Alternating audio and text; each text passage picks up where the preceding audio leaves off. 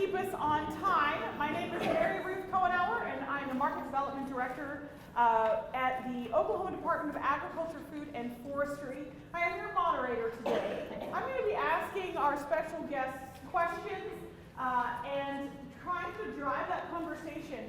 We have a lot of pre-made questions that I think is going to answer most of what you want to know, but we will absolutely have opportunity for you to ask your questions at the end, or if they are related to a question, please feel free to go ahead and raise your hand and we'll try to get to you. I ask that you be respectful of all of us here, all of our guests speakers, and our listeners today, and make sure that we kind of stay on topic. So without further ado, I'm going to introduce our two guests today. Scott Yates is from the Department of Agriculture as well. He is the Director of Food Safety. And Philip Jurina is a Programs Manager at the Oklahoma State Department of Health. And these two guys are the authority on all things food safety and consumer protection. So we're going to ask them a lot of questions today. Like I said, we'll try to get to all of our normal subjects and we'll open it up at the end. All right. And we're going to try to work with this mic. Just let us know if you can't hear us or something there. Okay. So, Scott, I'm going to send the first question to you. I raise beef cattle and I'm wanting to sell that beef at a farmer's market. How do I go about that? What do I need to do to get started?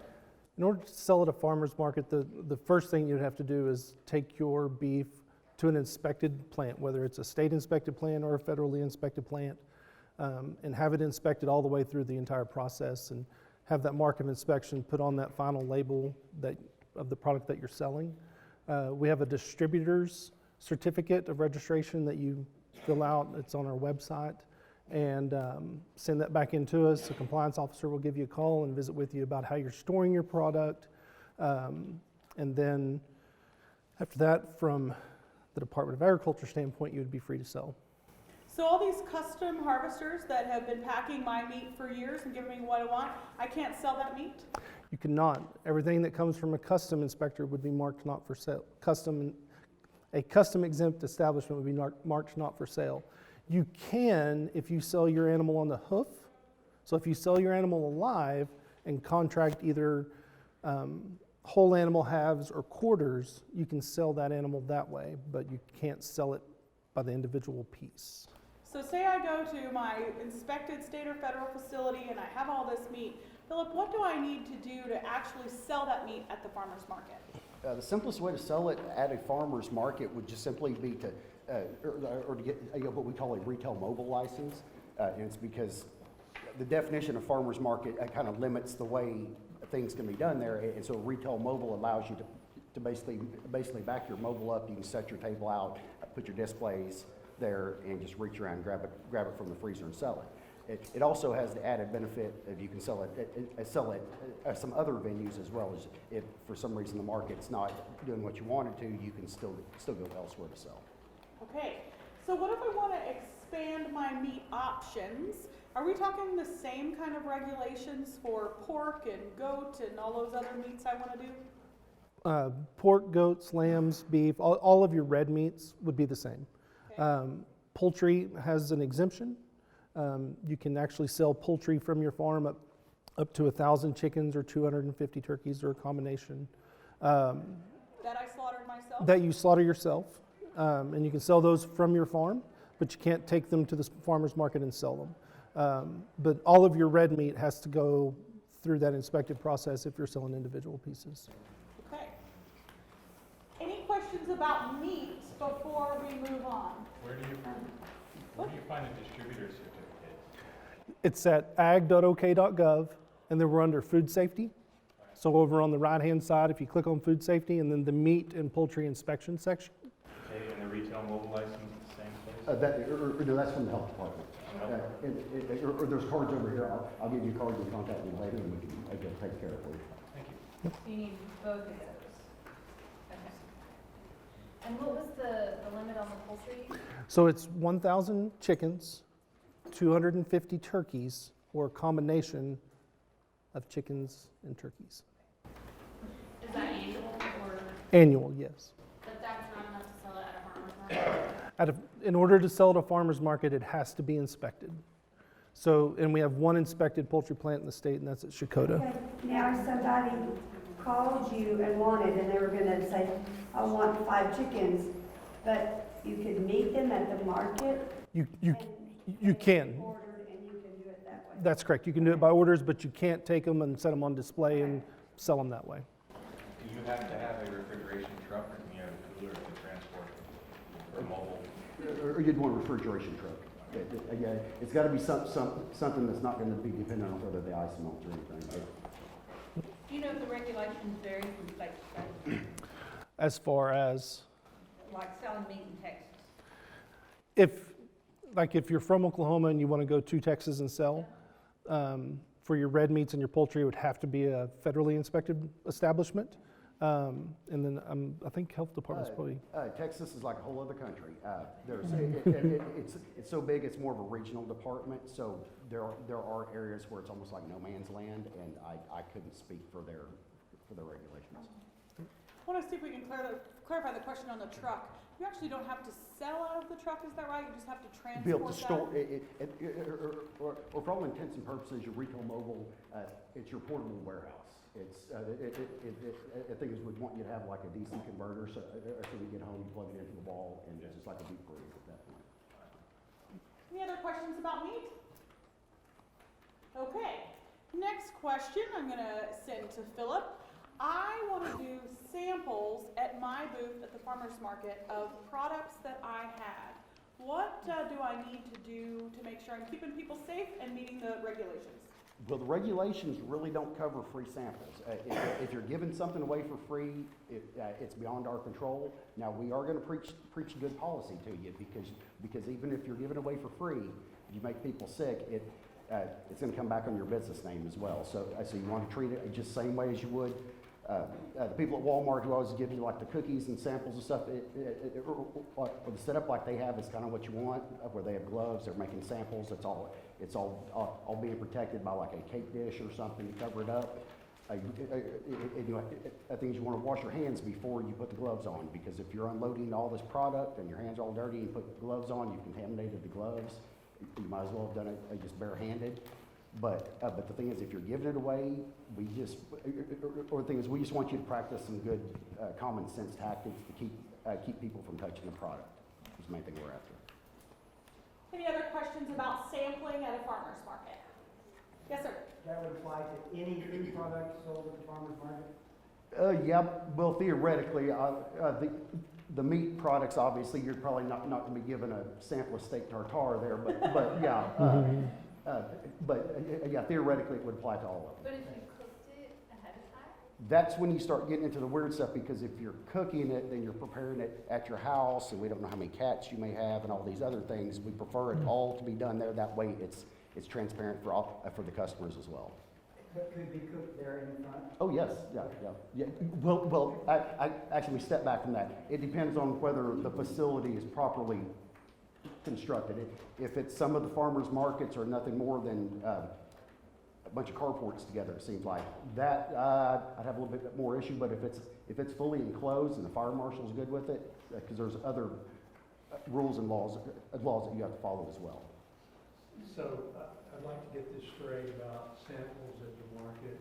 As long as you have a place to be able to wash your hands and you're using gloves, the county health department inspectors are not going to mess with you? They're not supposed to. If they do, or my card's up here, you can give me a ring and we'll find out what's going on. Because a lot of these things, they tend to be more of a misunderstanding.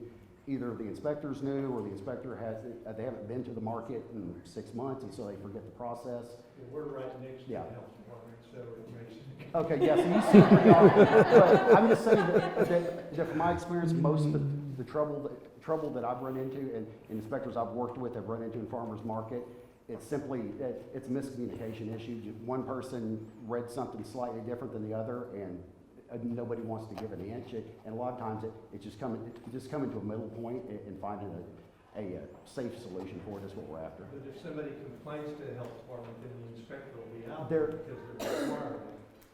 They're supposed to go out and look, but once again, they're supposed to go out and say, okay, you're doing everything the way you should, and it's free, so I have no authority over this. But a lot of farmers markets may be in locations that don't have ready access to be able to wash your hands.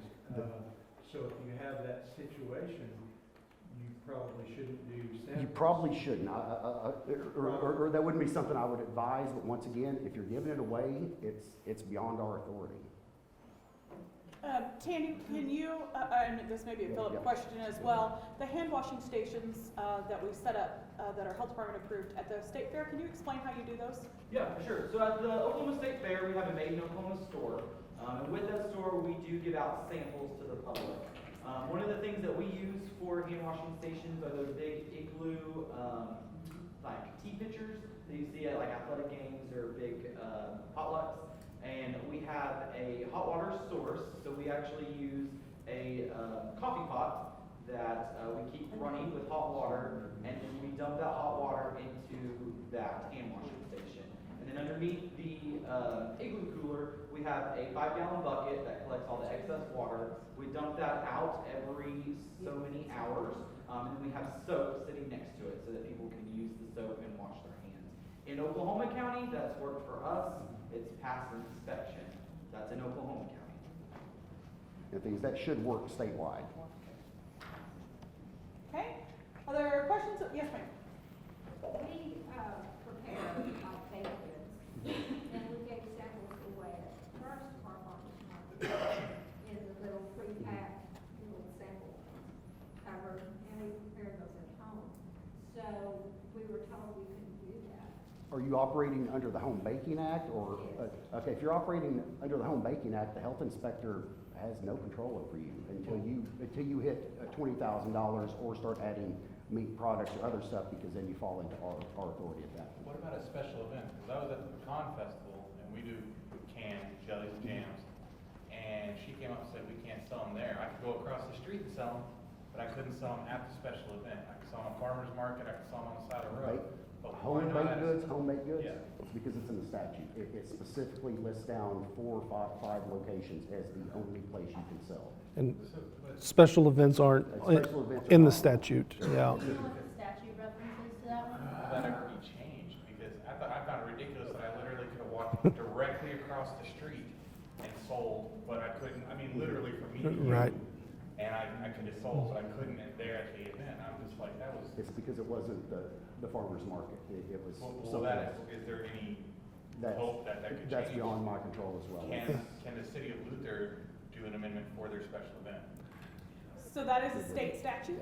The Home Bakery Act is a state statute that it's in Title II. Tanny, I don't know if you can help me out with the other one there, but we can do that after if you would like. I would suggest that talking to someone who has control of state statutes, which would be a legislator, would be able to help you out there. Yeah, and I think Philip, I think I can speak for him on this. All we can do is regulate what's in front of us as far as the statutes go, and we do our best to just do that. And we try, we don't get to write them, we just get to regulate them. And the Senate bill that is the Home Baking Act is 508. And that was in 2013, that was last amended.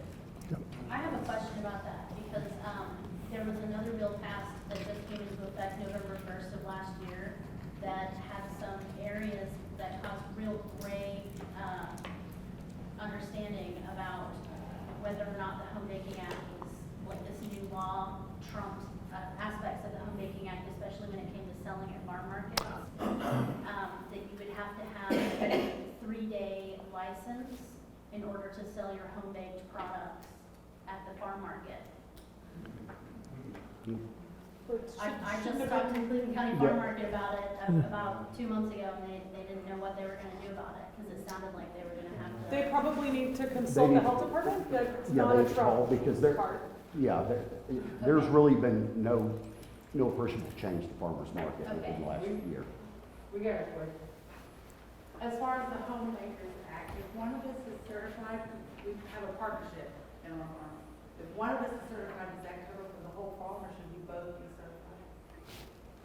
There is no certification for the Home Baking Act, but I would need more information to really give. I haven't taken the course. Yeah, but there's no certification. You can be a fifth grade graduate or PhD, there's no certification. If I'm It's quick, just- does she cook? And, you know. So we'll go ahead and address Yeah. the Home Bakers Act Yeah. right now. We'll That's skip okay. ahead. There is no certification for that. Tammy, if you want to explain the Home Bakers Act and how that passing course works. For sure. So the course that you're talking about, we'll start with that. That is just an informational course. It's not a certificate course. So to sell under the Home Baking Act, there are no license requirements, no certifications. There are just rules that you have to follow. So the first rule is that you cannot have a gross income of your baked goods that exceed $20,000. That $20,000 is not $20,000 in cupcakes, $20,000 in cakes. It is $20,000 in total for all of the baked good items that you are selling at your location. The second is that your product cannot contain fresh fruit or meat. So fresh fruit means that you can still bake your apple pie because those apples are then baked at traditional times and temperatures, so they're no longer considered fresh. If you are doing like a strawberry cupcake and you want to take a fresh strawberry from your garden and put on the top to make it look pretty, use it as a garnish, that is not allowed under the Home Baking Act. The third rule is that the location as to which you can sell is very specific. So you can sell from your home, you can sell online, you can sell at a farmer's market, and you can sell at a food co-op or a food buying club, food-based buying club, and you can sell from your home. I think I said that. Those are the only locations that you can sell at. So a craft festival does not fall under the Home Baking Act. Setting up outside of your local Walmart to sell does not qualify under the Home Baking Act. Grocery stores, gas stations, stuff like that does not qualify. And when it says the location from your home, that means the location where your baked good item was produced. So if you make it at your house, you can't go to your neighbor's house and sell it, technically under the Home Baking Act. And then the last rule, and I'll get to your question after that, is your product has to have a label on it. So that label has to have the name and the address of the home baker where the baked good was produced at. It has to have the name of the baked good item, so chocolate chip cookies, and then it has to have the statement, this was produced in the kitchen, not licensed by the State Department of Health. So if you want to sell under the Home Baking Act, you have to follow those rules. So the Home Baking Act also is for traditional baked good items. So cookies, cakes, scones, cupcakes would all qualify. Dog treats, candy, granola does not qualify under the Home Baking Act. So, Scott, I have a beef herd right now that you know, but I might want to add some dairy cattle. How do I go about selling milk from my farm? There's a couple ways you can go about doing that. You can sell your pasteurized milk from your farm and be licensed through us, or you can also sell your raw milk from your farm and from your farm only without going through the pasteurization process. Okay. What if I want to take that into town and sell it at the farmer's market? Has to be pasteurized, and you have to be certified through us in order to do that, in order for that milk to leave your farm. And how do I get certified? You contact our department and our dairy services program, and I would send out one of our inspectors to have a long, lengthy talk with you. And does that apply to all kinds of milk? Yes, whether it's goat, What about almond milk? does not include almond milk, Animal milk? and animal milk from, yes. Is there a limit on the gallons off your farm of raw milk? I heard there was 100 gallons. I can't think of a limit. The only limitation that I know of is that you can't advertise that you're selling raw milk. And So you just say goat's milk or whatever, and it can't say raw. you can't advertise that you're selling unprocessed milk. You need to tell your consumer that it is raw. You Yes, can't put out an advertisement. right. So can I'm sorry, I'm trying to not integrate. It- So I can say I'm selling goat's milk. Yes, I just don't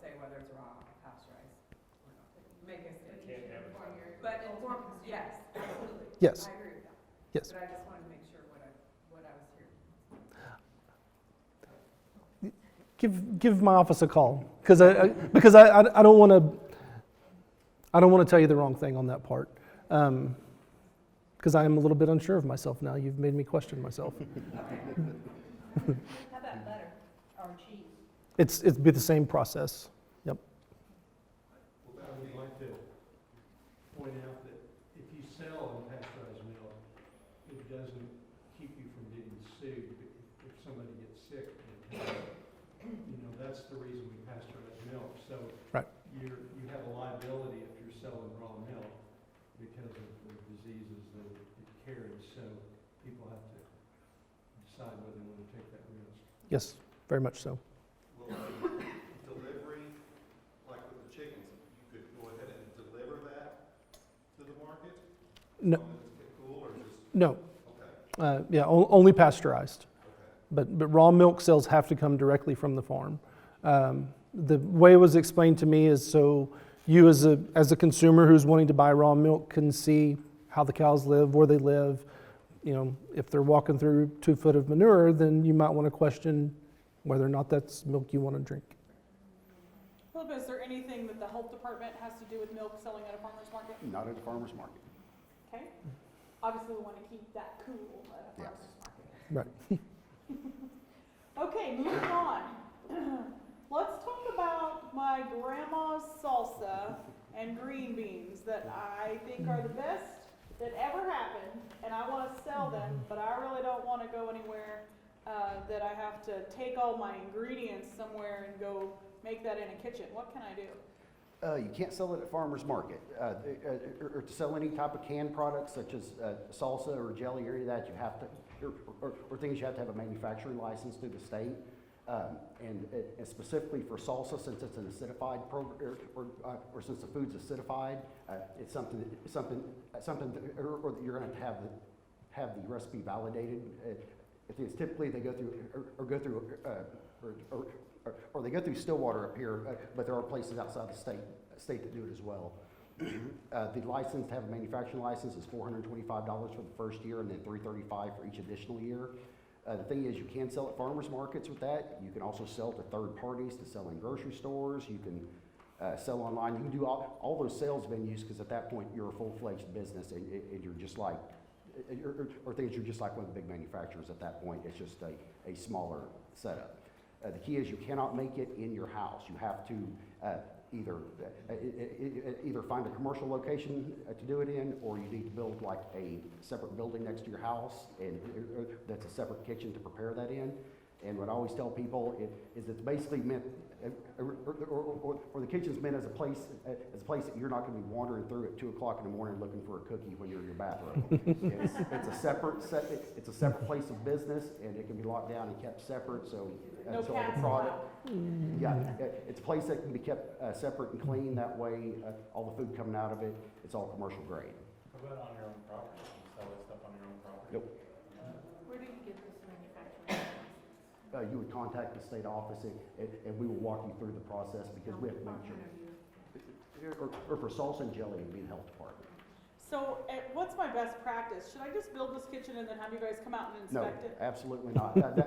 That's usually what happens. It's like, hey, I want to do this. I have a building. I want to do it this weekend. Can you come license me? We get out there and nothing's painted. It's all bare plywood, dirt floor sometimes. Or things you don't want to do. These are spur of the moment things. These need to be a planned out action. It's because you're putting some money into this, so you don't just want to jump off the cliff and just hope there's a parachute. You want to actually step through it. And the manufacturing group, my 5 staff, we will actually walk you through most of this stuff for free. It's just whenever you're ready to commit, that's when we got to do the plan review, and we're taking the big step. But if you're just calling us with questions, please call us with questions. We would rather let you know what's going on first, so you can make an educated decision before you or before you spend the money and make all this effort. Yes, ma'am. Does that include bone broth? Bone broth would maybe be you. More likely, you would have to have a manufacturing license, but I've never dealt with bone broth. I think it'd be an FDA product. I think that would be an FDA product. because I can't. Do you know if there are any legislative action on changing the cottage law in Oklahoma? Because it gets very discouraging for us about going to Texas and seeing their cottage law is different. I know we changed the Baker law, but is there any bills this year in our legislature having to do with changing it? There are quite a few, but I can't speak to that because that's going to be their decision that they need to hash out at the Capitol. Yeah. Or stuff like that's beyond my level. I'm just here to enforce the rules as they now stand. So it'd be a great idea to contact your legislators to ask about those bills. You can also search those online and see what you like and don't like and talk to them about that. Any other questions about that manufacturer? Yes. Saw a vendor that's trying to get certified this time, and she's been told that she has to take each individual product, her pickles, her hot pickles, or Jelly. bread and butter pickles, each kind of jelly, has to go through OSU and be tested at $750 a product. Is that correct? For the pickled items, yes, not for the jellies. Jellies are exempt, but for pickles, it's because the recipe for each one is different. The amount of vinegar to each one may be different. The size of the cut of the vegetable may be different. So each one is a separate distinct process, and it should be validated. Is that all pickled products? It's all acidified products, so yes, all pickled products. Is that for each batch? No, that's for each recipe. So like if you have like the sweet pickle recipe to die for, that one would be the one you validate, then the dill pickle would be as well. And do they have to be pressure canned? Because most of the time you do pickles hot water bath canning, but she was told they had to be pressure canned. They technically are pressure canned at that point because the difference in the cooling, or things, whenever it cools off, it's going to vacuum back anyway. Also, another vendor who would like to make salsa, which you just addressed, but if she sells it fresh, it's not canned, if she sells it fresh. She's still going to have a license from us, but her thing, she has a very, very short shelf life on it at that point, like 7 days, and it's trash. And it's got to be refrigerated. There's got to be hurdles to keep it safe. It couldn't just be a jar of salsa that sits on a table for 7 days. It would have to be kind of like the potato salad container for a salsa. There was a question in the back before we go. I have a lot of vendors that use co-packers to make their jellies or salsas and everything. What should I require from them to give to me, like in terms of like licensing? Should I be like, can I have your co-packer information or? But to sell at farmers market, Yeah. they're supposed to have a warehouse to store that because or there's very few co-packers that are going to let you pick up 1 case of jelly at a time. They're going to want to give you like 20 cases of jelly, and the 20 cases of jelly can't be stored in the spare bedroom where the cat sleeps. It's got to be kept in a place that we can actually look at to make sure it's being kept safe and being kept clean. So what's that license called? It's just a warehouse license. A warehouse But for those people, if it's a smaller vendors who do the co-packer, I would strongly suggest that they get a retail mobile because they can sell at the markets, they can also deliver, they can sell at fairs. It covers the whole gambit of stuff, and basically the trunk of their car is their portable warehouse for that. It's just you got to take the oil can and the gas and all that stuff out and have it separated. Okay, thank you. Any other questions about manufacturing process? What about kombucha? Where would that Fermented go? products. It's a fermented product, so you wouldn't have to do a process authority on it. I'd really be interested in seeing one though, because that stuff scares me, but. But they just still have to have a manufacturing license to commercially make it and sell it.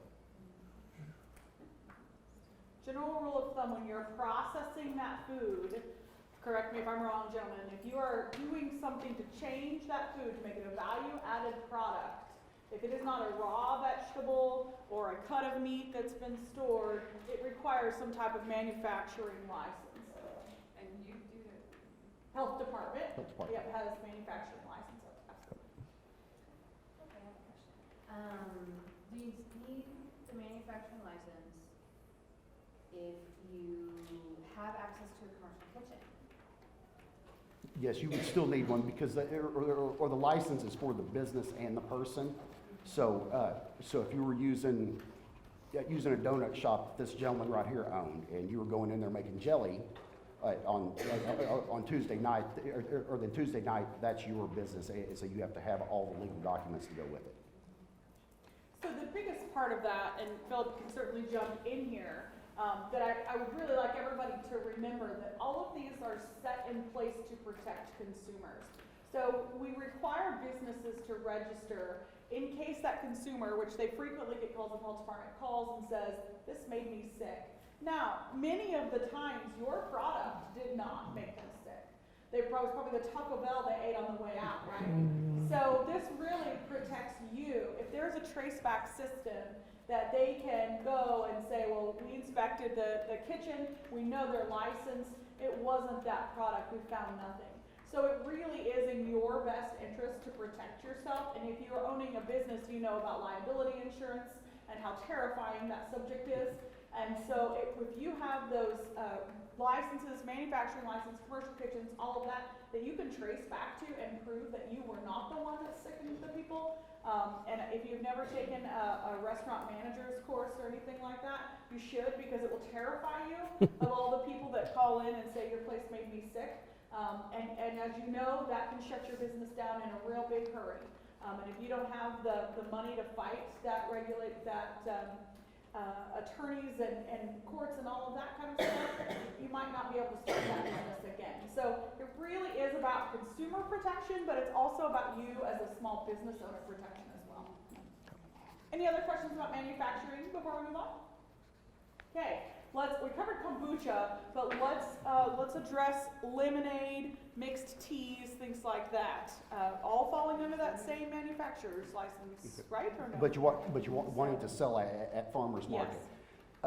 Yes, if you're packaging it, if you have containers of lemonade that are packaged, then yes, that'd be a manufacturing license. But the way I interpreted the question was to set up a lemonade stand at the farmer's market.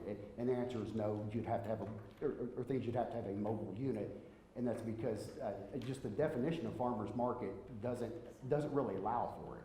It's supposed to be a place where you sell packaged items and whole fruit and vegetables. If you happen to bring the taco van in and they're selling lemonade, that's fine, because that's a licensed establishment that just happens to be parked in the parking lot of the farmer's market. It's a way for farmers markets to kind of add things without actually changing what the farmer's market is. I have a question. I got a pumpkin patch. Can my kids sell lemonade, fresh squeezed lemonade at the pumpkin patch? Technically, no, but I would not go after them, and if I had one of the inspectors throw a fit about it, I would probably have some nice words with them in private, because that's kind of like picking on the lemonade stand on the street corner. A couple kids make them. I mean, probably not the safest thing, not the best thing, but at some point you have to practice sense, and I think sometimes we lose that. We're so blinded by rule. Yeah. It's like, okay, this right here, this is something we could talk to these people and maybe find a better way to do this without throwing a big fit about it and causing issues with it. What if you cook food like a breakfast burrito at a market and you cook it on the side and you give it away for donation? Donations get tricky because if I have to give you a donation to get that burrito, then I've paid for it. So it's a slippery slope.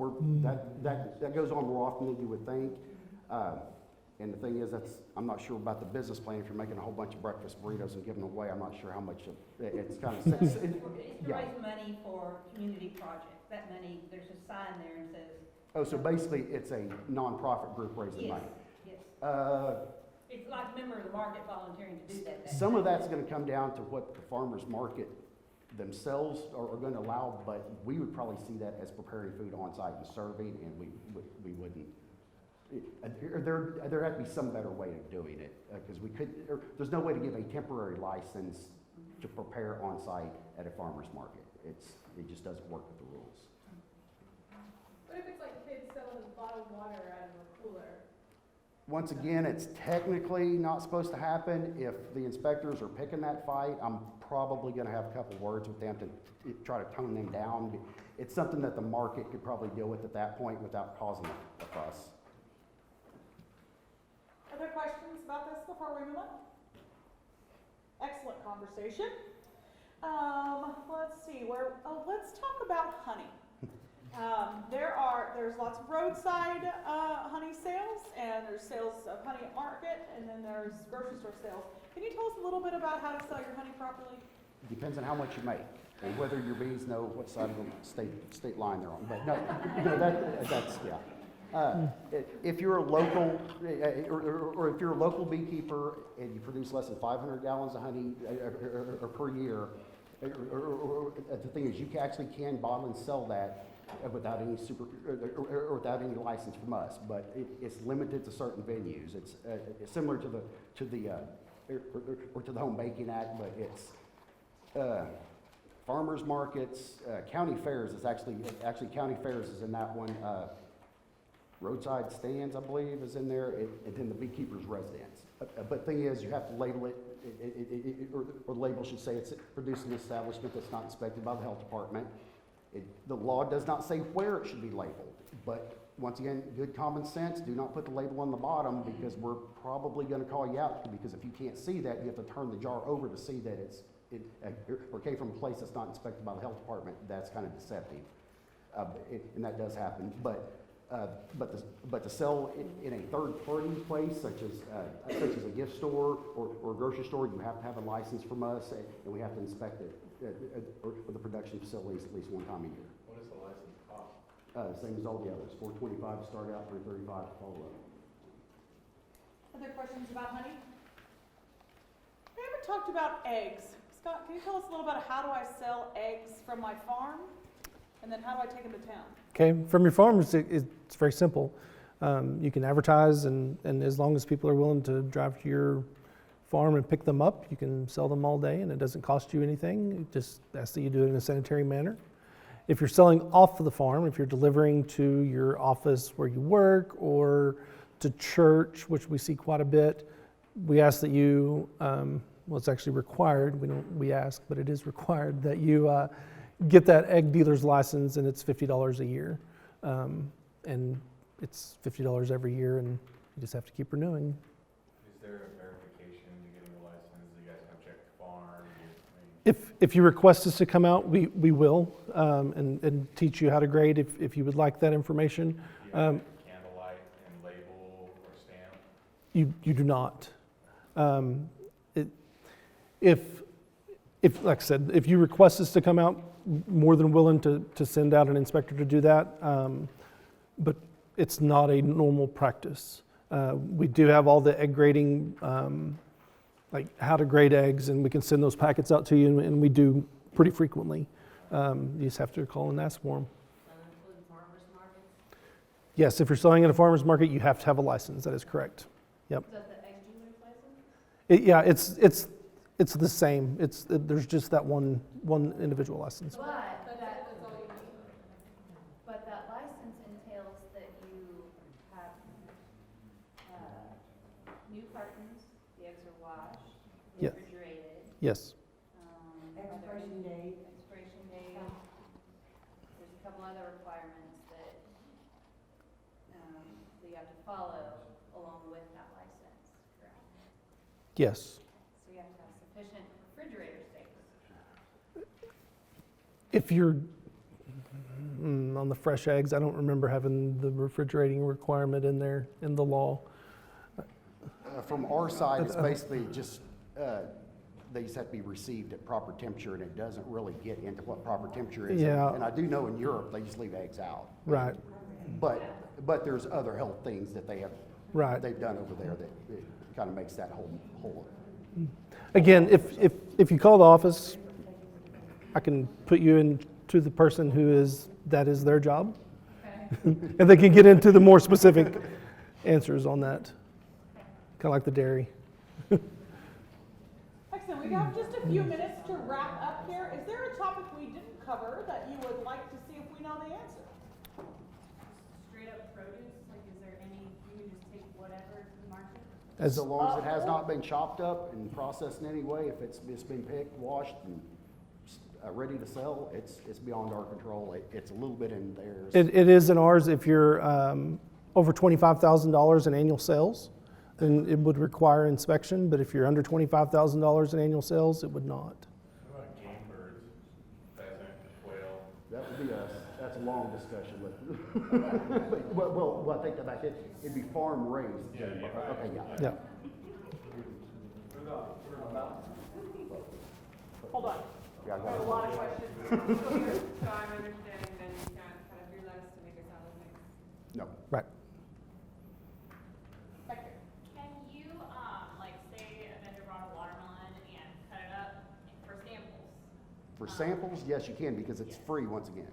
Okay. Now, If we they're would all ask you to done keep it, it's the same thing. We would ask you to keep it cold, obviously, practice some good sense with it, don't, yeah, there's different things that we would preach to you, but we couldn't actually force it on you. Don't sell the cut watermelon. Yeah, that's a good. Yep.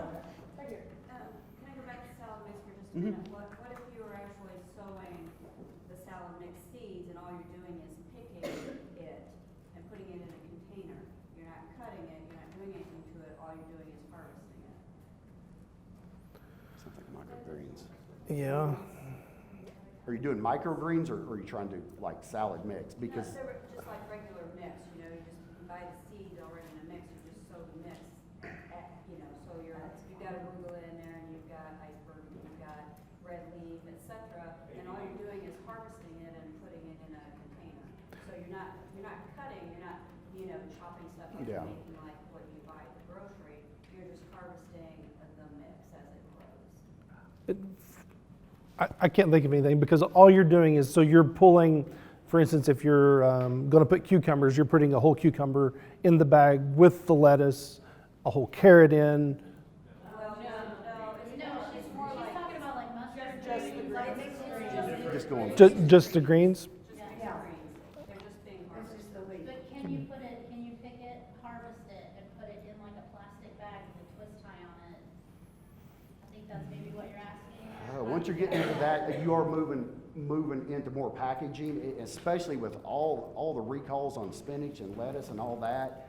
I would have a hard time giving blessing to that because that's been the biggest recall item we've had in the past 4 or 5 years. Every To me, single I'm year. kind of thinking like, to me, it doesn't seem different than if you're just planting like, say, an iceberg lettuce or a butter lettuce, and you're just Oh, yeah. carrying out and harvesting it that way, because you're still gonna put it in a clamshell, right? Yeah. But, so to me, in my mind, the green mix is the same thing, you're harvesting the whole thing, you're not cutting, you're just harvesting it. It's probably a fine line. right? Yeah, that gets to be about the finest of the lines. I would really tell people to stay away from that area because there are so many recalls, and all it takes is that one recall to just devastate your business. But if you're really sure you want to do it, get one of my cards and we'll figure out if it's possible and what would or the steps that would entail. So. On the wall over here. I'm sorry if you've addressed this, I can't, pecans, I can sell them from my farm. If I get them cracked someplace else, what does that cost? It's the same license for all our major licenses, $425 for the first year, $335 for the following year. For pecan crackers, the only time you need them is if you're cracking them to then bag them commercially to sell. If you're a small-time pecan cracker, the way to get around it is you sell them the whole pecan, because we don't cover that, and you crack it for a service. And technically at that point, you're not within our control. Yes. Yeah, back to the greens, if you don't mind real quick. I know it's a common item Yeah. at markets, bags, salad mix, closed or not closed, twist tie or not. But my understanding is that it has been always, if it's marketed as a not ready to eat food, just like any other piece of produce that needs to be washed at home and prepared in any other way Yeah. that you would with any produce, that it's almost as legitimate as anything else. But that's the reason I was saying I'd have a hard time giving a solid answer, and because that's where it gets fuzzy. But but I do agree with what you're saying, that it's just there's been so many recalls on it that's one of those things, one of the ones you want to really be careful on because it is so dangerous. Right here. Is it possible to sell a plant with fruit on it that's in its own growth medium. So you have. Yeah, we would, tomatoes. like a can, yeah, we would control that may be under you guys, under your It- nursery license. Maybe under nursery, yeah. Yeah, it's just like if you're lucky and you go buy your strawberry plants to plant, you're like, ooh, wow, I got a free strawberry, because it already went that, it's just a bonus for the customer at that point. So you have to have a nursery license? It's, yeah, for sprouting and selling that, that's through them. Yeah, through CPS. If I'm like starting up a farmer's market or becoming a manager, where would I go or what would I do to find out what I'm responsible for and what I need to do? You would talk to this man right over here. So market development is the division in the Department of Ag that handles that. Tandy has handled that. His duties are shifting a little bit, but we have people that can answer that for you. And we register farmers markets in the state, and we have promotion for those farmers markets, but we also will help you through that process. We can get you in contact with the people like health department or food safety that you need to. So please call Market Development Division, and we can give you cards afterwards too. Great. Second, somebody else have a question? No? Oh, okay. How about shelled peas? Shelled peas. Peas, purple peas. Once again, once you start, or things, once you start to manipulate the whole produce, then it gets into becoming the manufacturing. The shells, most of them are open. Oh, at that point, it's where, the thing is, we probably wouldn't be involved in that. I've had people where they actually wanted to crack the beans and do all that. At that point, you're preparing it. But if it's something where the husk of the thing already cracks open and they fall out, then I mean, it's the same as a pecan falling out of a husk in a tree. So it's just. Time for one more question. Yes, sir. On the fact of the beef, the whole beef and quarters, would that be USDA inspected if you sell to restaurants or chefs? Yes. Yes. State or federal? State or federal. Yeah, state if you're selling inside the state of Oklahoma, federal if you're selling outside of the state of Oklahoma. Good question. Can you transfer your livestock over state lines, have it processed and bring it back in? Yes. Well, Thank you. Oh, go ahead. I'll catch up with you.